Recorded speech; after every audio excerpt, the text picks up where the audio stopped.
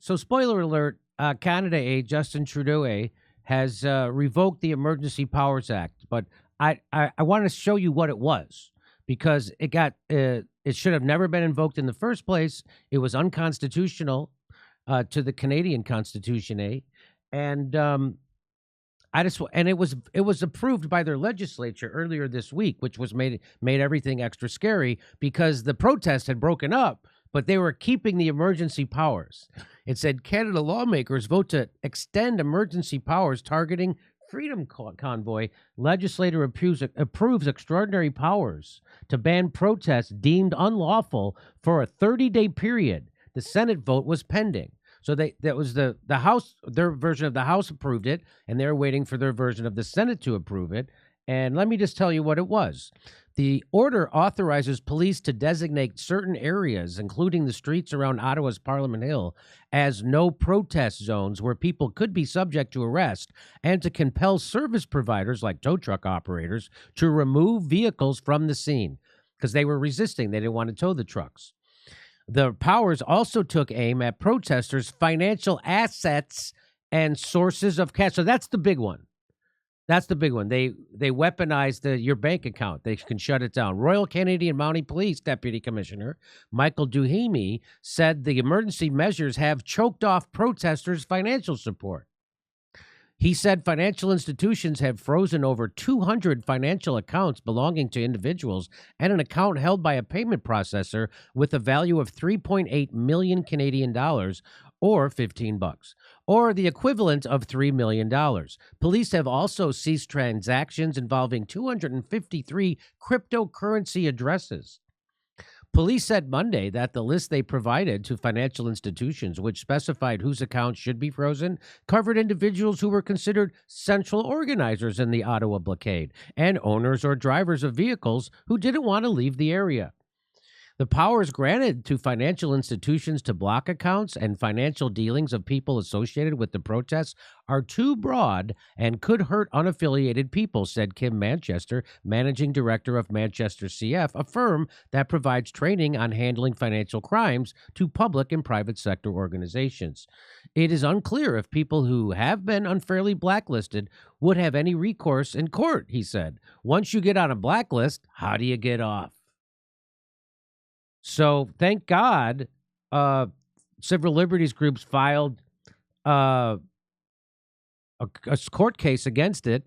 The act requires the government to explain why precisely the existing tools available to law enforcement aren't sufficient. He said in the Prime Minister's speech today, he did not mention even once why the existing laws were inadequate. So even after the legislature had approved it, it hadn't been approved by the Senate yet, he has done this. Immediate emergency situation is over, which it was. Trudeau revokes Emergencies Act. So the Prime Minister, Justin Trudeau, says the government will take steps to end the use of Emergencies Act after it was invoked. By the way, that's a big deal that they're taking away people's bank accounts and freezing people's assets, because if they could do that to those people, that means they're going to do it to you. The next time you do anything they don't like, especially if you try to organize a protest. You know how they all like to say, organize, organize. Yeah, it's time for you guys to organize. Remember when AOC says that? Well, if you do that, they're going to deem you a terrorist now, and they're going to block your bank account.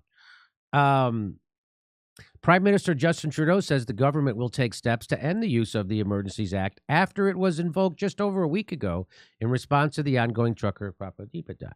The House of Commons passed a motion on Monday confirming the time-limited emergency powers, which including sweeping financial tools to cut the convoy's funding. The Senate was still waiting. Today, after careful consideration, we're ready to confirm that the situation is no longer an emergency. Therefore, the federal government will be ending the use of the Emergency Act, said the Prime Minister. Trudeau added, while the immediate emergency situation is over, the issue itself won't go away. We need to constantly work to defend and improve our democracy at home and around the world, he said with a straight face. Justice Minister David Lametti said any violations of the law that occurred during the 10 days the measures were in place will continue to be followed up on through the justice system. So I saw this This is a Substack by Tara Henley, and she interviewed a constitutional scholar named Ryan Alford, and I just had some very interesting things to say. In essence, what the government did when they instituted those Emergency Powers Acts, it has done is falsely asserted the conditions exist that allow it to declare a state of emergency. So he's asserting that there was, but we all knew there was no emergency.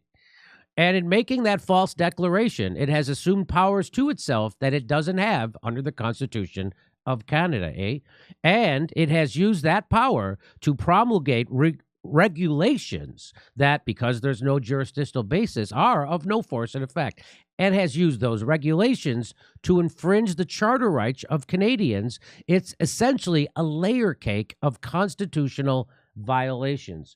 And they went through this once before in the 70s. It was called the October Crisis, was an example of the misuse of the War Measures Act. So they redid it. The Emergency Act was amended in response to that to prevent exactly what is occurring now from occurring. So they thought they had rejiggered that law, the War Measures Act, so they couldn't pull shit that they actually did pull for the last 10 days. But they did it anyway. An emergency is something that occurs completely unexpectedly in such a way that the government can't use its normal powers to deal with the situation.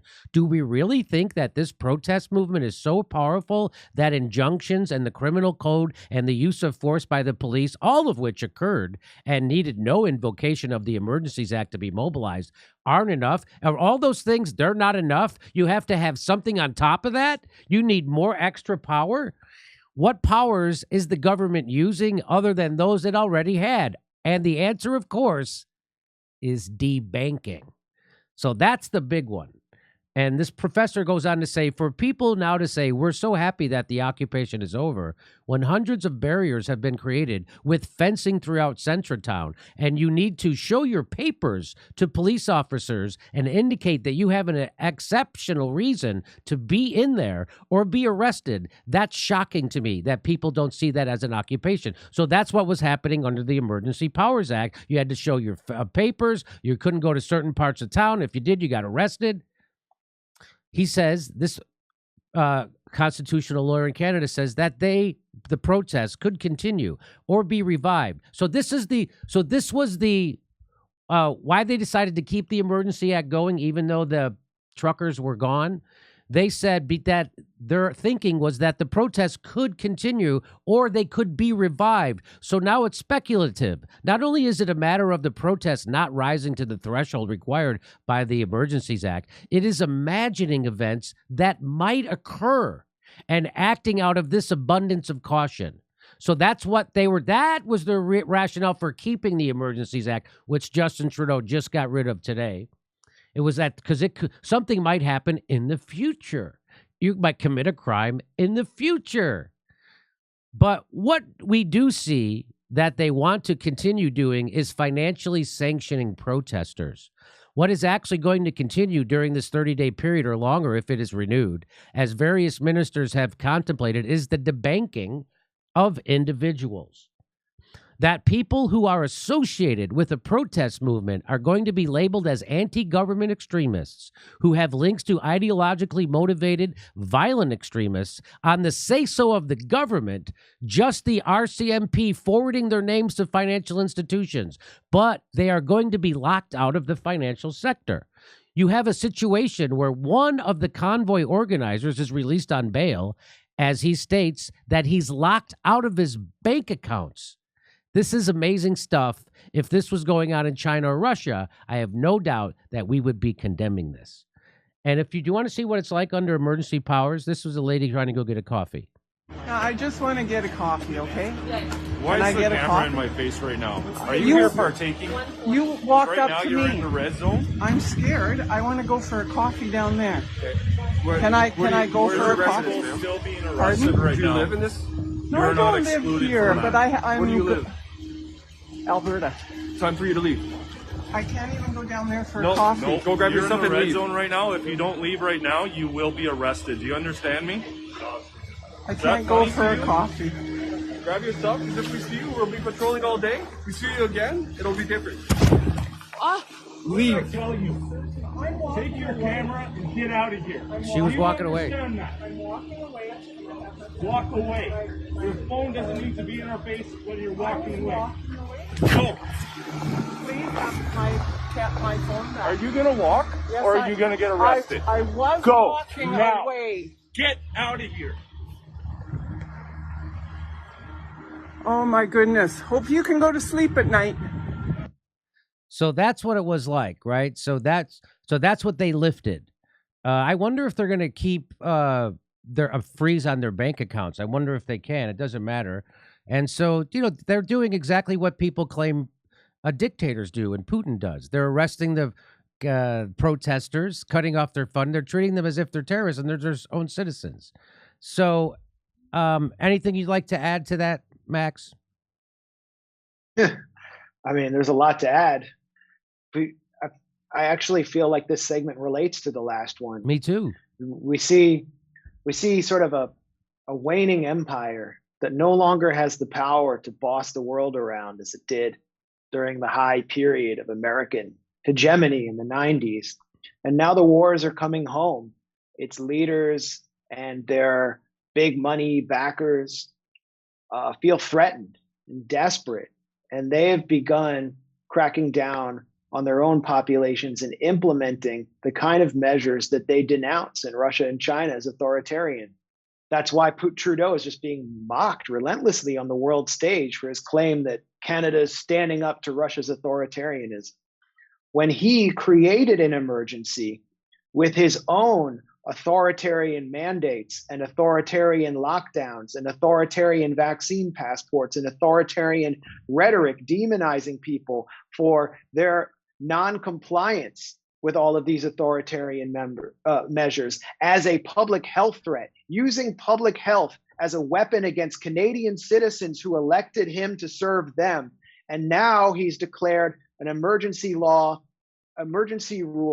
to crack down on those who are protesting the authoritarian measures and the emergency he created. And we can see how phony the emergency was with the fact that Trudeau can lift the emergency law when he's about to be embarrassed before the Canadian Senate. Now, maybe the Senate would have approved of his emergency law because of, all the tools in the supposedly socialist NDP, as well as the Liberal Party. But it was not going to be the kind of vote Trudeau wanted to see. It was going to be a very narrow margin. It was going to be embarrassing. Then there would have to be legal precedent he would have to establish at some point in the future. It had to be lifted. And it was lifted just arbitrarily.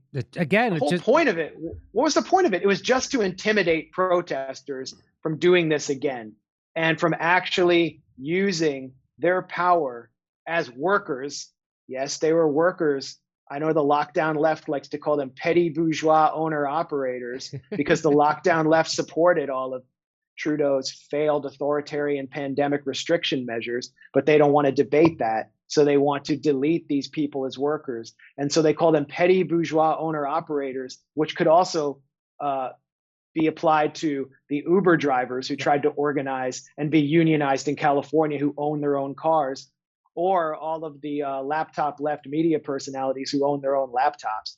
But in any case, they use their power as workers to threaten capital by blockading the Ambassador Bridge in Windsor. And that was really the turning point for Trudeau to declare emergency law. It wasn't as though he was threatened with war, but Biden was breathing down his neck, telling it was Biden who told him, you need to crack down on this. Capital is threatened.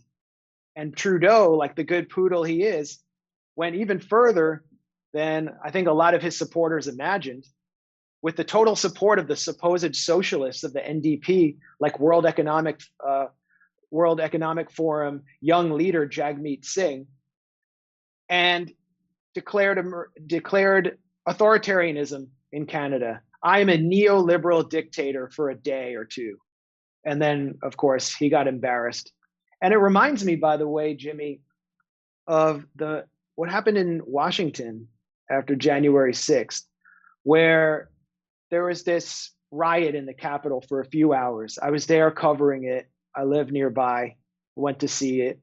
The cops kind of weirdly disappeared for a few hours. Then they came and dispersed everyone. Everyone was gone by 6 p.m.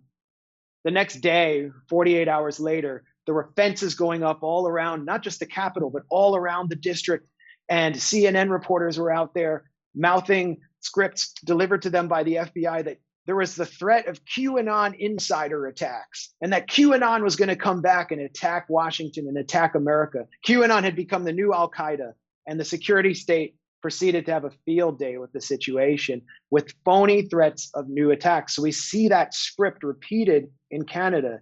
It's the US post-January 6th script, and it will be applied to any populist protest that actually threatens power, that actually threatens capital, and threatens this marriage, this open and naked, unmasked marriage of industry and government and the corporate state that we've seen unmasked during the pandemic. And I'm sure we'll see it as the trucker convoy in the US moves closer to Washington. The main capitals of the Five Eyes nations are being fenced off to any protest that threatens the power of its neoliberal leaders. And it's doing it with the support of the lockdown left. Absolutely pathetic. An absolute capitulation of the lockdown left. And don't start protesting emergency law now after you ran the ball to the 1 yard line and cheered on Trudeau and did your phony little Antifa counter blockade and had your phony little protests. And now you're against the emergency law, which could ban your protest too if you ever do anything as meaningful as the truckers just did, which you probably won't. But just don't even try to say you're against emergency law, because it was the lockdown left and the NDP and Jagmeet Singh that gave Trudeau all the space to his left he needed to do this. They are not any threat to power. In fact, they are its left hand.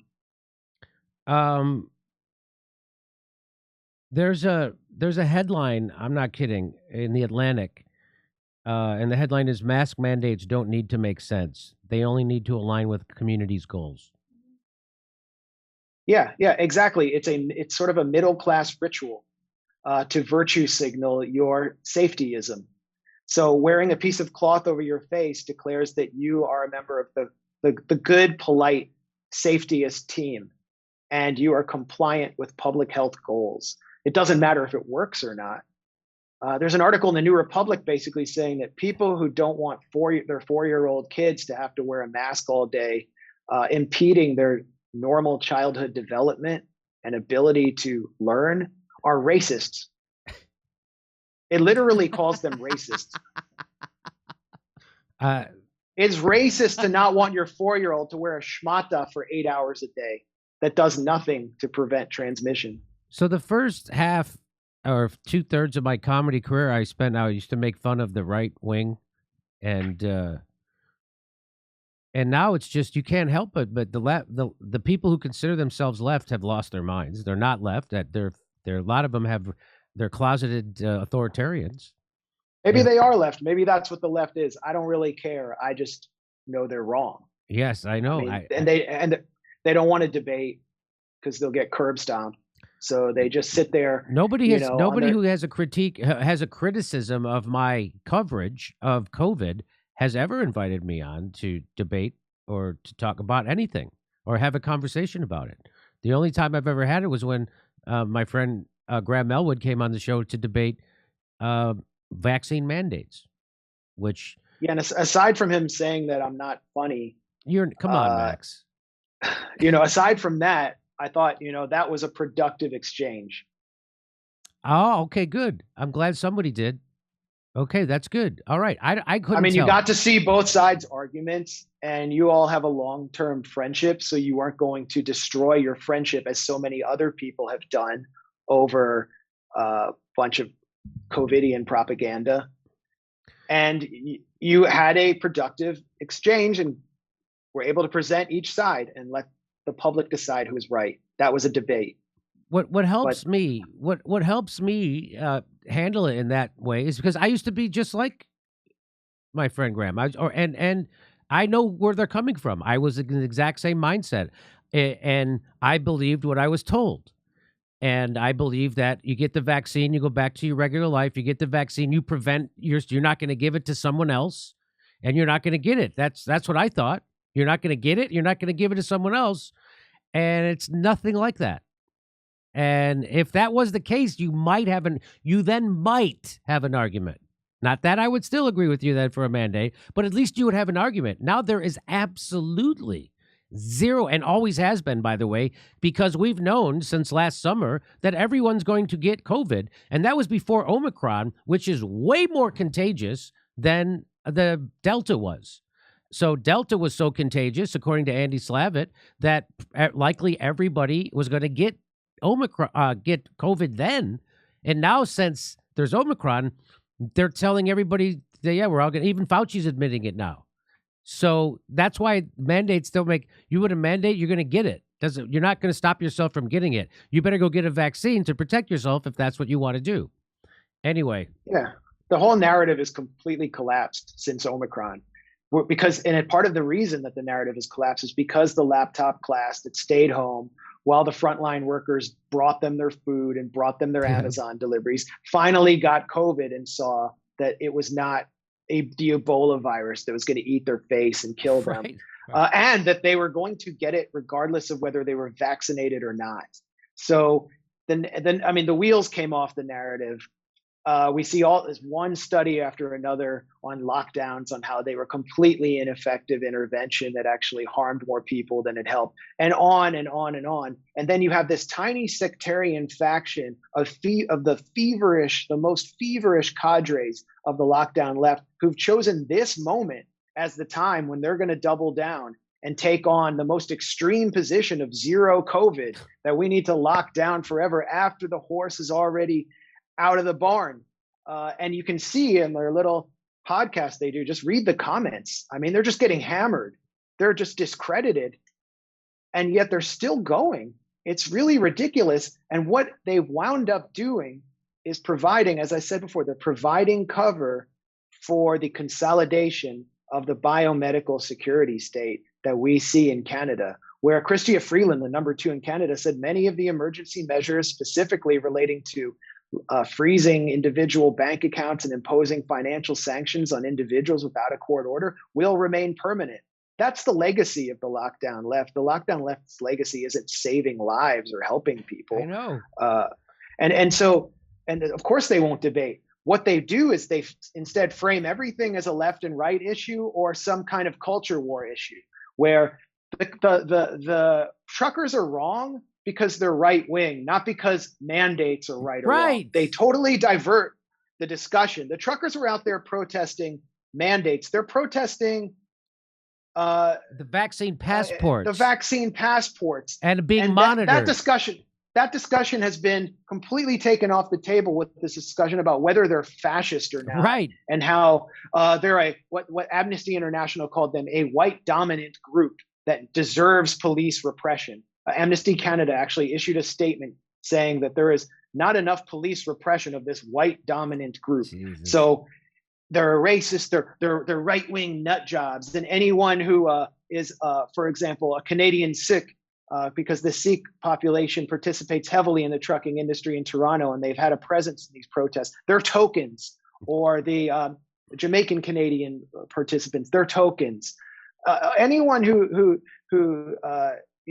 it all gets funneled into a culture war, race, a culture, just like the whole cooked up controversy over Joe Rogan. Yes. I mean, let's put Joe Rogan in proper context here. What happened? It all started with Neil Young, whose brain, as I said before, I'm a Neil Young fan. I mean, his music transcends what he did, but his brain is basically 83% bong water now. So there were like powerful people behind him, pushing him to do this. Then the letter, 270 physicians condemned Joe Rogan over COVID misinformation.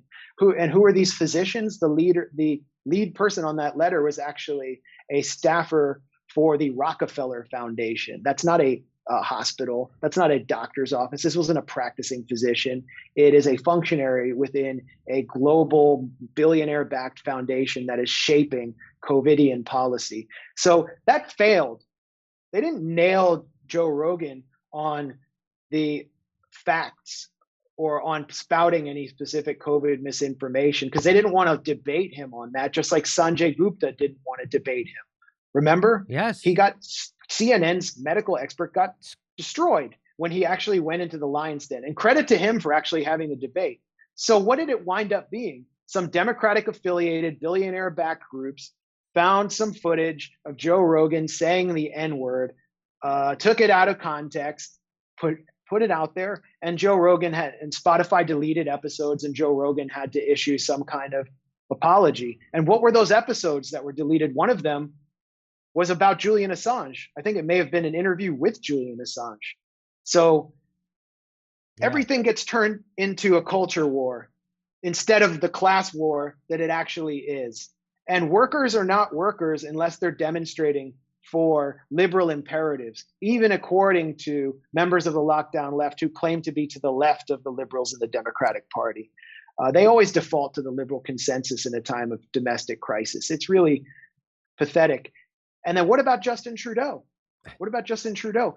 Have we seen his blackface photos surface anywhere? Those are 1,000 times more racist than anything Joe Rogan ever did. I mean, what kind of grown man goes out in blackface dressed as an Arab to a party and is like the freaking prime minister's son? Like, I'm so funny. Who does that? And Justin Trudeau, the body double for Keanu Reeves in The Devil's Advocate, did that. And if he had done anything off script, off the World Economic Forum script that he swore loyalty to, those photos would have been plastered over every freeway from Ottawa to Toronto to Alberta. Yeah. But no, he's not the racist. Joe Rogan is. And is. The truckers who are having moon bounce parties and honking their horns are racist. The Canadian parliamentarian said honk honk actually stands for Heil Hitler because the first two letters are HH. Oh, God. So I mean, look, where were the hate crimes? Where was the attacks where on were the the minorities? violence? Where was it? Where's the violence? There was the Canadian RCMP had to pull out guns and like take pictures of them because no one was firing. All I tried to do was get a vote on Medicare for all in Congress, which everyone agreed to, and I was called a white supremacist. I was called a alt-right dirtbag, all kinds of things by the establishment press. So that's just the playbook, right? And so they did it. They're doing at least, call me an anti-Semite is one thing because I'm, I mean, my pronouns are self-hate.